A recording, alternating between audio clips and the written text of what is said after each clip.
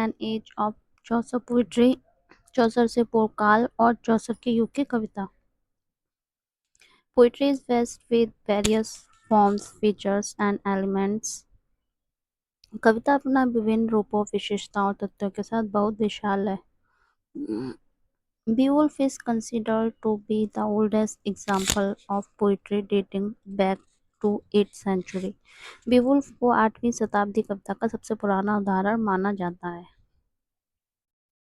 Romances in poetic verse form were popular during the Anglo-Norman period. Anglo-Norman काल के दौरान काव्य पद के रूप में रोमांस वीरगाथाएं लोकप्रिय थी। Chaucer is called the father of English poetry. Chaucer को अंग्रेजी कविता का जनक कहा जाता है।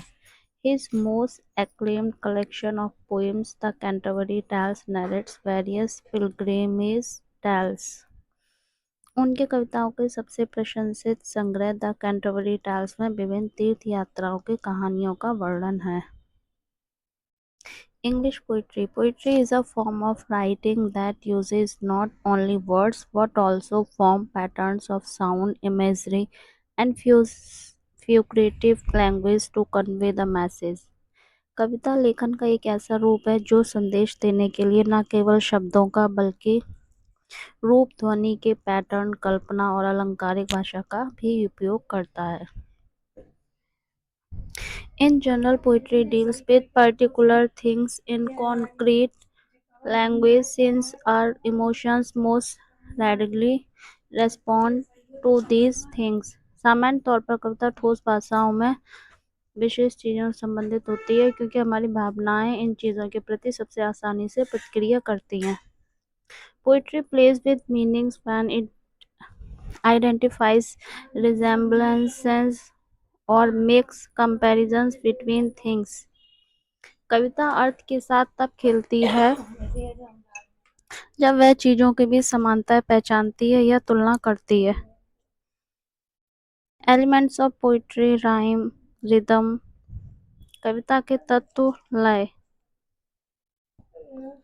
It is a literary device which demonstrates the long and short patterns through stressed and unstressed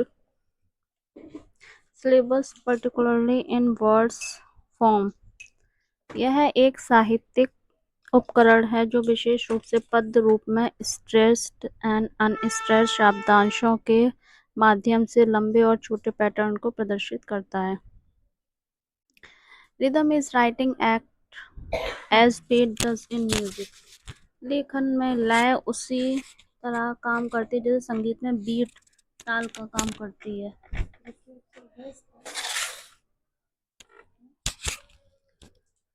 For example, from Romeo and Juliet by Shakespeare, two households both alike in dignity. उदाहरण के लिए Shakespeare के Romeo और Juliet से दो परिवार दोनों ही गरिमा में समान हैं। The prologue of Romeo and Juliet. Two households both alike in dignity. दो परिवार दोनों ही प्रतिष्ठा में एक समान। In fair Verona where we lay our scene. सुंदर वेरोना शहर जहां हमारा ये दृश्य स्थित है। From ancient grudge break to new mutiny. पुरानी दुश्मनी से एक नए विद्रोह की शुरुआत होती है। Where civil blood makes civil hands unclean. जहां नागरिक अपनों का खून ही नागरिकों के हाथों को अपवित्र कर देता है। From forth the fatal loins of these two foes. इन दो दुश्मनों के घातक वंश कोख से हैं। A pair of star-crossed lovers take their life. दुर्भाग्यशाली प्रेमियों की एक जोड़ी जन्म लेती है जो अपनी जान दे देते हैं। एक छोटी सी जानकारी, स्टार क्रॉस का मतलब क्या होता है? ऐसे प्रेमी जिनकी किस्मत ही उनके खिलाफ थी। अब इसमें आप वन लाइनर नोट्स बना सकते हैं इजीली। हिस्टोरिकल बैकग्राउंड, ऐतिहासिक पृष्ठभूमि। Beowulf is the oldest example of English poetry dating back to the 8th century. Beowulf अंग्रेजी कविता सबसे पुराना उदाहरण है जो 18th सेंचुरी का है। Romances in words form were highly popular during the Anglo Norman period. Anglo Norman काल के दौरान पद्य रूप में रोमांच वीर गाथाएं बहुत लोकप्रिय थीं। Geoffrey Chaucer is universally recognized as the father of English poetry. Geoffrey Chaucer को सार्वभौमिक रूप से अंग्रेजी कविता का जनक माना जाता है। The Canterbury Tales is a collection of stories narrated by pilgrims on their way to Canterbury. The Canterbury Tales उन कहानियों का संग्रह जो कैंटरबरी जाने वाले तीर्थ यात्रियों द्वारा सुनाई गई है। नेचर ऑफ पोइट्री, कविता की प्रकृति। Poetry uses imagery and figurative language to convey deep emotion. कविता गहरी भावनाओं को व्यक्त करने के लिए कल्पना अलंकारिक भाषा का उपयोग करती है। In poetry general messages are often implied through particular and concrete images. कविता में सामान्य संदेश अक्सर विशेष और ठोस बिंबों के माध्यम से निहित होते हैं। रिदम, तत्व एंड लय। Rhythm is the pattern of stressed and unstressed syllables in a verse. लय एक पद्य में stressed और unstressed शब्दांशों का पैटर्न है। Rhythm in poetry functions similarly to a beat in a musical composition. कविता में लय उसी तरह कार्य करती है जैसे संगीत की रचना में ताल कार्य करती है। अब PYQ क्वेश्चन आंसर देखेंगे। Who is known as the father of English poetry? Geoffrey Chaucer. In which century was the epic poem Beowulf written? 18th century.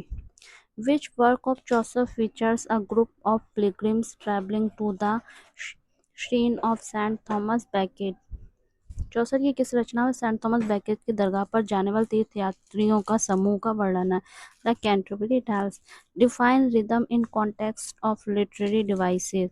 The pattern of stress and unstress labels. Thank you friends.